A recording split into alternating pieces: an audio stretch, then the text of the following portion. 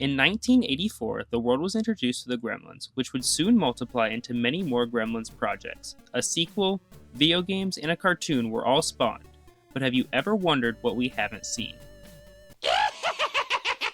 Before Gremlins became a hit, an arcade game was being developed to be launched alongside the film in 1984.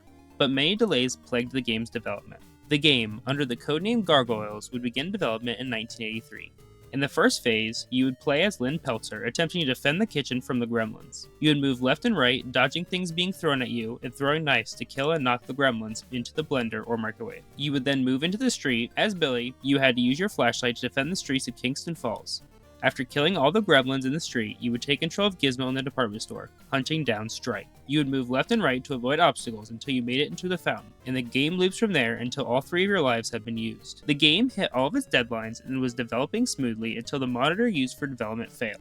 Thankfully, another team who was working on a now lost Garfield game lent them a new one. Already hit with a slight delay, the team would run into more hardware shortages, and as the release day approached, it was obvious the game wasn't going to be ready. Making things worse, due to Atari's home console division being acquired by another company, the lead developer, Franz Lazinger, would resign, forcing the project to continue without him. Although the release date had already passed, the team still continued development of the game all the way up until June of 1985, when a physical cabinet was available to play by the Atari staff. After focus group testing and many missed dates, Atari would deem the property not strong enough to warrant the money to produce it. The gameplay shown in this segment was recorded on June 13, 1985, and is the only known footage of the game. In 2002, Light and Shadow Productions, who previously developed the Game Boy Color game Gremlins Unleashed, would be developing another Gremlins game. This time, a squad-based third-person shooter set to release on PlayStation 2 and GameCube. The game would take place 20 years after the Kingston Falls attack, in which Gizmo would once again get wet and start a Gremlins invasion. The gameplay would consist of you taking control of either Gizmo or Stripe, and commanding your team of either Mogwai or Gremlins. Throughout the levels, you could find and recruit new members with different abilities to help gain an advantage. The game would consist of 11 levels, along with 2 game modes, Adventure Mode and a Quick Action Mode that allow you to play levels in any order. The game was said to consist of 2 unique adventures depending on who the player chooses to play as, and was also intended to have a co-op multiplayer.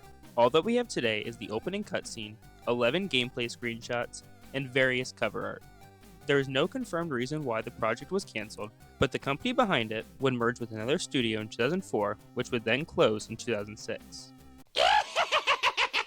In the mid-2000s, Chrome Studios, best known for Spyro and New Beginning, began work on a game for the Xbox 360, in which you take control of Gizmo and build elaborate Rube Goldberg traps to kill the Gremlins. The game would be rejected by Warner Brothers, and now only 3 screenshots are available to prove its existence.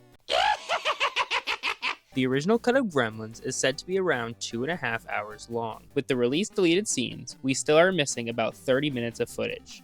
Some known lost scenes are more establishing shots of Chinatown at the beginning of the movie, and Glenn Turman, who played Mr. Hansen's original death. Recently in an interview, Joe Dante provided a previously unseen frame of Mr. Hansen's death with syringes in his face, chest, and hands.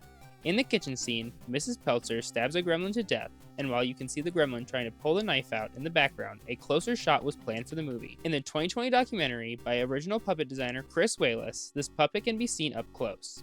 Another lost scene would involve Zach Galligan's character Billy Peltzer pulling the shades that fly open to melt Stripe. This was later changed to have Gizmo save the day.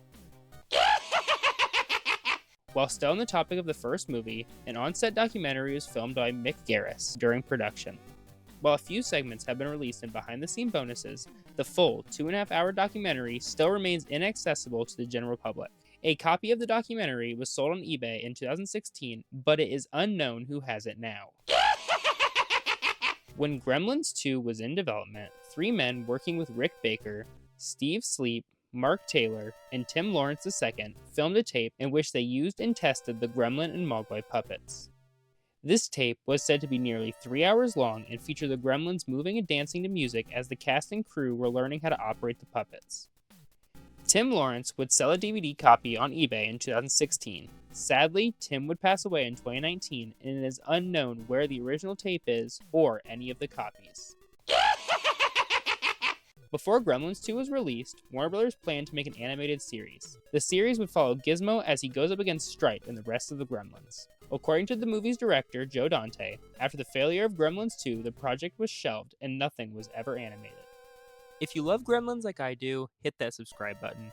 I hope I was able to shine some bright light onto some of these pieces of lost media, and I hope that one day they can all be found. Thank you so much for watching.